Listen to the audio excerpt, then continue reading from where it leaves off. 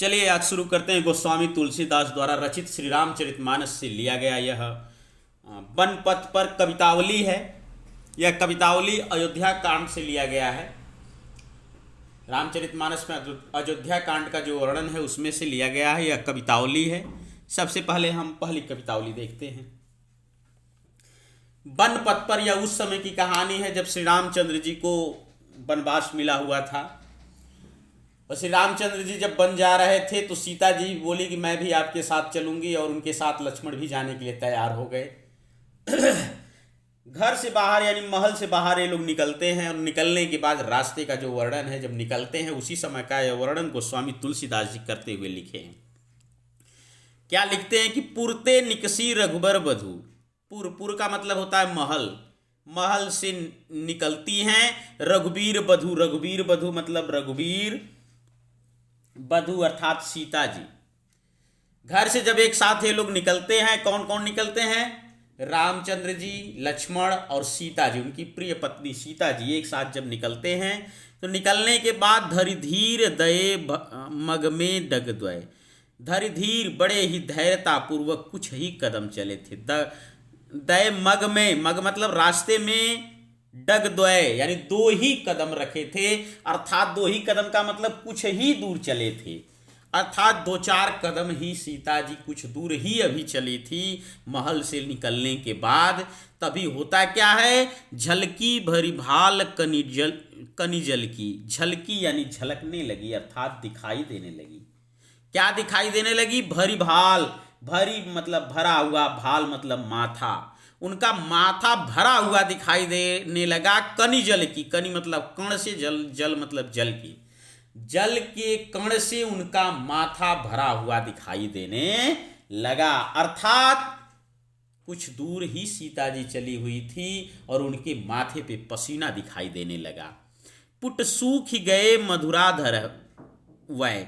Put सूख गए, put मतलब कोमल, कोमल सूख गए। सूख गए मधुराधर मतलब, मधुराधर का मतलब होता है होठ। कोमल जो उनके होठ थे वे सूख गए थे। वे महलों में रहने वाली जो स्त्री हो और वह जब बाहर चलेगी तो वह उनके माथे पे तुरंत पसीना आ जाता है और उनके होठ सूख गए। फिर बूझती है, फिर बूझती है, फिर मतलब फिर से, बूझती यानी पूछती हैं, फिर से पूछती हैं, अर्थात श्री रामचंद्र जी से वे बार बार पूछ रही हैं। फिर वे पूछती हैं कि चलनू अब केती, यानी हे प्रभु अभी कितना दूर हम लोग को चलना है। और पर्णकुटी, पर्णकुटी मतलब पत्तों की कुटिया अर्थात झोपड़ी।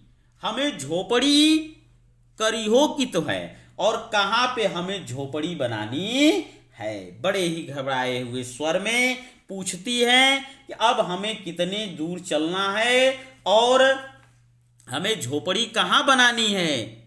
जब इस बात को श्री रामचंद्र जी सुनते हैं तो तियकी लखी आतुरता पिय की। तियकी लखी, तिय मतलब होता है स्त्री, तिय मतलब स्त्री अथवा अपनी पत्नी, तिया जिसको कहते हैं, अपनी पत्नी की लखी मतलब देखकर, आतुरता यानी व्याकुलता।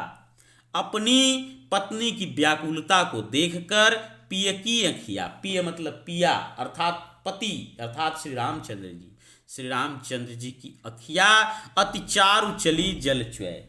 अति चारु चली यानी चारु मतलब सुंदर सुंदर, आंखों में आंख, जल च्वय यानी जल प्रवाहित होने लगते हैं, अर्थात आंसू बहना शुरू हो जाते हैं। जब वो देखते हैं कि इतने व्याकुल सीता जी हैं तो श्री रामचंद्र जी की आंखों से आंसू बहना शुरू हो जाता है। आगे गोस्वामी तुलसीदास जी लिखते हैं कि जल को गए लखन है लरिका। अब रास्ते में चलते चलते कुछ दूर पहुंचते हैं, तब तक सीता जी को प्यास लगती है। प्यास लगती है, जब सीता जी चलते चलते थक गई थी, प्यास लग गई थी, तो लक्ष्मण जी कहते हैं कि मैं जल लेकर आता हूँ। लक्ष्मण जी जल लेने गए हैं। उसी का वर्णन करते हुए तुलसीदास जी लिखे हैं कि जल को गए लखन है लरिका। लखन मतलब लक्ष्मण, लरिका यानी, लरिका का मतलब लड़का नहीं होता है, लरिका का मतलब लेने के लिए। जल को लेने के लिए लक्ष्मण गए हुए हैं। परिखौ पिय छाह धरिक वह ठाढ़े। परिखौ का मतलब प्रतीक्षा करना। सीता जी कहती हैं अब हम लोग को प्रतीक्षा करनी है, पिय यानी पिय को कहती हैं कि जब हमें प्रतीक्षा करनी है, उनका इंतजार करना है, तो छाव घड़िक हुए ठाढ़े। चलिए किसी ठाव में घड़िक यानी एक घड़ी के लिए यानी कुछ क्षण के लिए, ठाढ़े यानी खड़े होकर हम लोग आराम कर लेते हैं। जब तक लक्ष्मण जी जल लेने गए हैं तब तक किसी छांव में हम लोग खड़े होते हैं और आराम कर लेते हैं। पहुँचते हैं छांव में, पोछी पसेऊ बयारी करो और पाँव पखारियो भूरी ठाढ़े।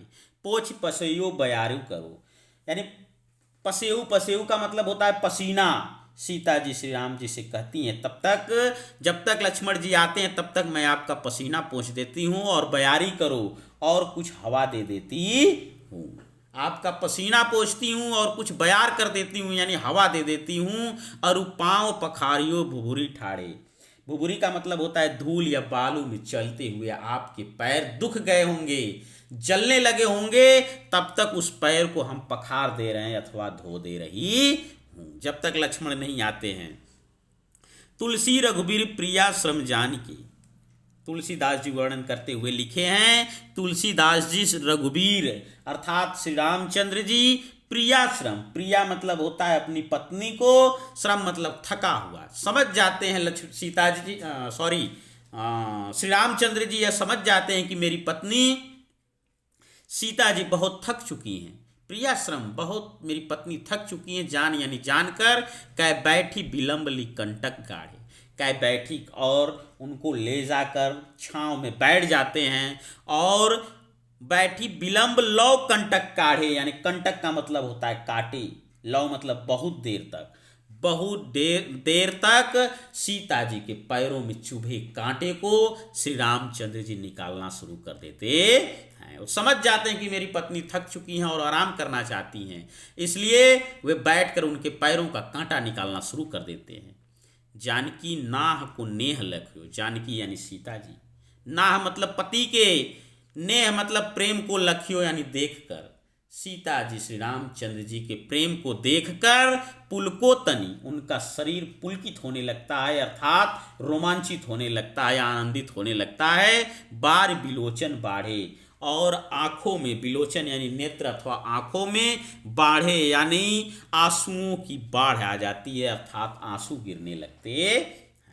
प्रसन्नता के आंसू उनकी आंखों से गिरना शुरू हो जाते हैं। तीसरे कवितावली में तुलसीदास जी वर्णन करते हुए लिखे हैं, रानी मैं जानी अज्ञानी महापविपाहन हूते कठोर हियो है। राम लक्ष्मण और सीता तीनों को जब गांव की स्त्रियां जाते हुए वन में देखती हैं तो उन्हें बड़ा मोह लगता है, और मोह इतना लगता है कि वह आपस में बात करती हुई एक स्त्री दूसरी स्त्री से कह रही है कि हे सखी रानी। रानी किसको कही है? कैकेयी को। रानी किसको कही है? कैकेयी को, जिनके चलते वनवास मिला था। कह रहे रानी मैं जानी, रानी को मैं जान गई। एक सखी दूसरे से कह रही है सखी मैं जान गई कि रानी अज्ञानी महा, बहुत ही अज्ञानी है, उनको किसी भी प्रकार का ज्ञान नहीं है। अर्थात कैकेयी जो है उनको किसी प्रकार का ज्ञान नहीं है, बहुत अज्ञानी है। पविपाहन हूते कठोर ही हो है। पवि मतलब वज्र के समान, पाहन यानी पत्थर, वज्र के समान, पत्थर के समान कठोर ही हो है। उनका हृदय वज्र के समान अर्थात पत्थर के समान कठोर है। राजहू काज अकाज न जानियो, और राजा को भी उलाहना देते हुए कह रही हैं कि राजहू काज अकाज न जानियो, राजा भी अपने काज अकाज नहीं जान पाए। यानी काज अकाज का मतलब उचित और अनुचित, राजा भी उचित और अनुचित का फैसला नहीं कर पाए, कुछ नहीं जान पाए। कहियो लिय को जिन कान कियो है, कहियो लिय को जिन कान कियो है, अर्थात राजा भी अनुचित और उचित और अनुचित का बिना भेद किए हुए, बिना समझकर, बिना विचार किए अपनी पत्नी की बात को मान लिया और इन्हें वनवास भेज दिए। ऐसी मनोहर मूर्ति, ये मनोहर मूर्ति इतनी सुंदर लग रही है, अर्थात ये तीनों इतने सुंदर लग रहे हैं कि बिछुरे कैसे प्रीतम लोग जियो है। इनसे बिछड़कर इनके प्रीतम लोग अर्थात इनको चाहने वाले लोग किस प्रकार जिएंगे ये समझ में नहीं आ रहा है। क्योंकि आँखिन में सखी राखिबे जोग, क्योंकि ये मोहनी मूर्त तो आंखों में बसाने योग्य है। आंखों में यह बसाने योग्य मोहन मूरत है, इन्हें किमिकै बनवास दियो है। अर्थात राजा दशरथ इन्हें बनवास क्यों दिए हैं? इतनी सुंदर मोहन मूरत यहाँ पे दिखाई दे रही है। इनकी मोहन मूरत आंखों में बसाने योग्य है, अर्थात इनको अपने से दूर नहीं किया जा सकता है। राजा दशरथ इन्हें बनवास क्यों दिए हैं? आगे गोस्वामी तुलसीदास जी लिखते हैं चौथे दोहे में कि शीश जटा। वह उस समय का है जब गांव की स्त्रियां सीता जी से पूछ रही हैं और पूछते हुए कह रही हैं कि शीश जटा, शीश का मतलब सर पे जिनकी जटाएं हैं। हे सीता जी को कह रही हैं कि हे सीता जी, उस सिर पे जिनकी जटाएं हैं। उर बाहु विशाल, उर मतलब हृदय यानी वक्षस्थल, और बाहु यानी बाँ, जिनके बाहु का मतलब बाँ यानी भुजाएं, जिनकी भुजाएं और जिनका वक्षस्थल विशाल है। बिलोचन लाल, बिलोचन लाल का मतलब होता है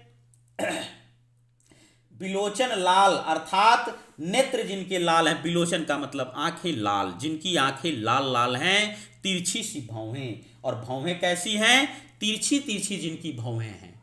हे सीता जी, जिनके सिर पे जटा है, वक्षस्थल और भुजाएं विशाल हैं, आंखें लाल हैं, तिरछी भौहें हैं। तून सरासन, तून का मतलब होता है तरकस, और सरासन मतलब धनुष, बाण और बाण।